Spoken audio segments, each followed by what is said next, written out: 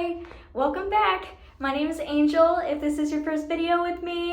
If not, welcome back, like I said. So today, another video that we're gonna be talking about is working with little kids, the littlest ones. Because I feel like that I could probably go on a tangent about this one for a while, but I'm gonna try to keep this one short because it is a very niche topic. Not some of y'all aren't gonna be teaching little kids. Most of you guys are probably in the same boat as me. I don't know how to talk to kids. I don't know how to do it. When I started working here, was extremely intimidated by it. And I got my first little student and I was just absolutely mortified. I didn't know what I was doing. I didn't know how to keep a conversation with them. And I didn't know how to get them to play their instrument. Now, from my experience, most of my little kids are piano players. If you're doing different instruments, then obviously take what I'm saying and transfer it over to the instrument that they're playing. I will talk about some other instruments that I've had to do in the past, but most of this is going to be tailored towards the piano and what I did with them. And you take that and do with what you want. So the biggest thing is when you're first meeting this child, I always kind of have a time period of the really tough, terrible, really hard lessons, the no good ones. And it's about a month long with this kid. The first month of teaching them is not going to be easy, and I'm just going to tell you all that right now. If this is their first time in music lessons, they are not going to know how to act. Now, my range for little kids is probably 3 to like 6. Anything older than that, I have in their own category, and you might even notice this. The moment they hit like late 6, going into 7, they act very differently. The little ages are so different. The difference between a young 4-year-old and an old 4-year-old is very, very different. So that being said, the approach differs for the ages. The younger 4-year-old is going to be a little bit harder to talk to than the older one. The older one has probably already been in preschool. The younger one hasn't. And so this might be their very first school thing ever. And so telling them, what to expect, it just doesn't work like that. I always invite the parent in to the first lesson with the child because they feel really scared most of the time. Most of the time they don't want to do anything. They don't want to say hi. They don't want to look you in the eyes. I talked about this in the first impressions video, so if you have questions on what to do in the very first lesson, go over to that video. But for this, it's more about long-term keeping the student with you, warming them up to the instrument, and how to teach them going forward. So when you teach them, you really want to like I said, make them feel special. Make them feel special. That's the biggest thing. If they're motivated to get here and feel special, then they're going to do what you say because they know that they're getting rewards. With their minds at this age, all they're thinking of is, what do I get out of it right now? Not in the long term. They don't understand that they are learning something that will prosper them into a huge career if they want that in the future. They don't understand that. Right now it's, I did something good, what do I get? So stickers.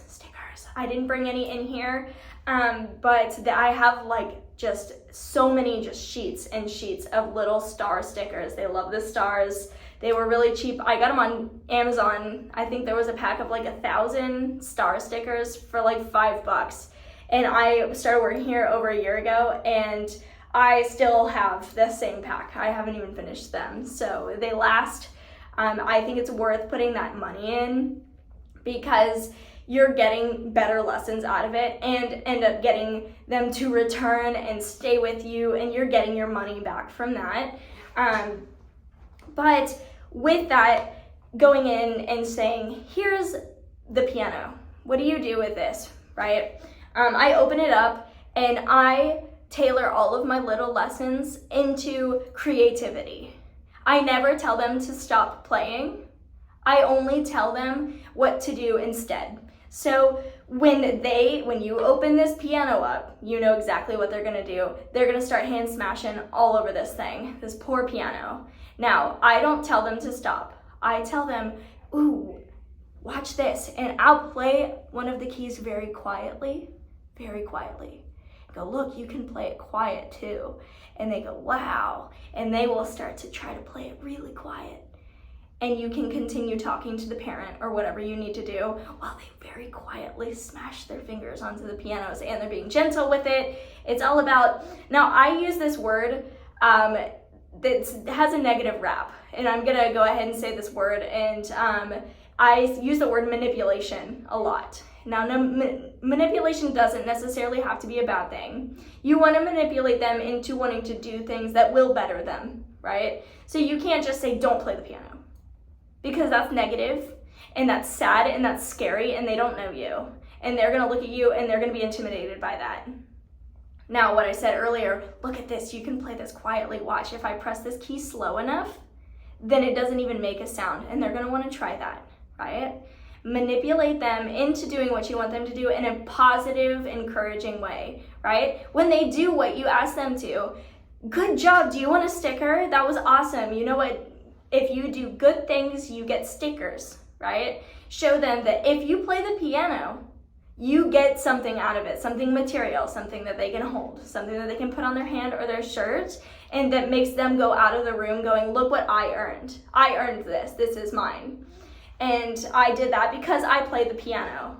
Now, over a period of time, that is going to teach them that, that if I play the piano, then I will get something out of it, that I will earn reward, right? Now, that is a slow manipulation tactic to slowly get them to do what you want them to, right?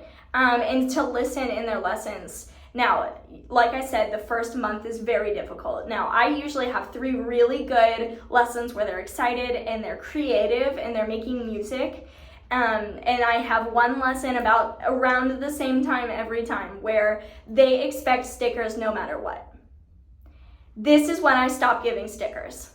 This is usually a very tough lesson. When they don't get their stickers, they will throw a fit. They will say that, but I earned that. But you didn't play the piano. You have to play the piano to get a sticker. You have to play the piano. You have to do this to get something out of it. And they usually don't like that. They usually just want the stickers. Now, this lesson to me is very important because this is where they learn to respect you as a teacher. And it's not rude. You're not being rude. You just say, but you didn't do what I asked you to, so you don't get your sticker. You do it 1 more time, and yes, I will give you a sticker, but you have to do it 1 more time. You can't just get a sticker. And that's what I do, and they usually, like I said, don't like that.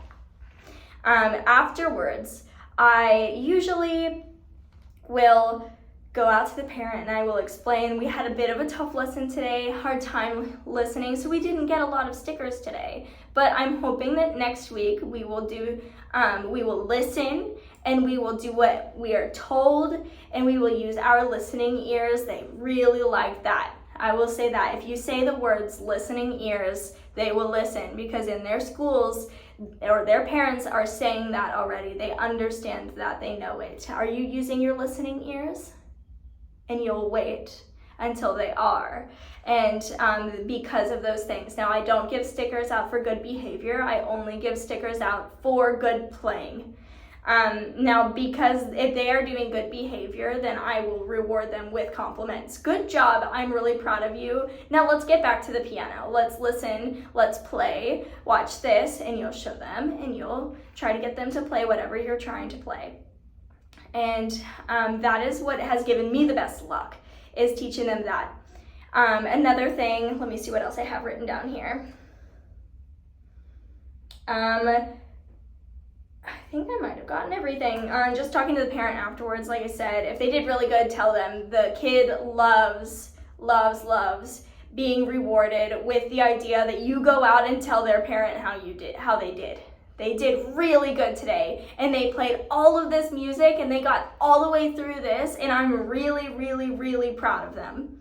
And they love that. They say, oh my gosh, that's even better than a sticker, because now my mom knows that I did good today. And maybe I'll go home and I'll get a popsicle because of that, right? They will get more rewards because their parents are encouraging them to act well and do good things.